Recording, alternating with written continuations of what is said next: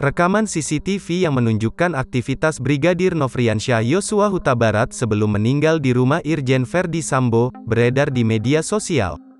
Kadif Humas Polri Irjen Dedi Prasetyo menyatakan, CCTV yang beredar merupakan rekaman CCTV yang disita dari penyidik Polda Metro Jaya. Menurutnya, CCTV yang beredar belum seluruhnya mengungkap rangkaian kematian Brigadir Yosua. Dia bilang, ada sejumlah CCTV yang masih dalam proses pendalaman. Dedi menambahkan, rekaman CCTV itu bakal terbuka di persidangan.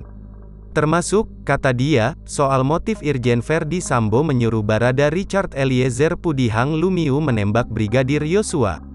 Rekaman CCTV di rumah Irjen Verdi Sambo sebelum kematian Brigadir Yosua terungkap.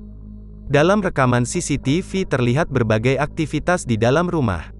Isi rekaman CCTV ini merekam perjalanan rombongan istri Verdi Sambo dan Brigadir Yosua dari Magelang hingga ke rumah pribadi Sambo di Jalan Saguling 3, Kompleks Pertambangan, Duren 3 Barat, Pancoran, Jakarta Selatan.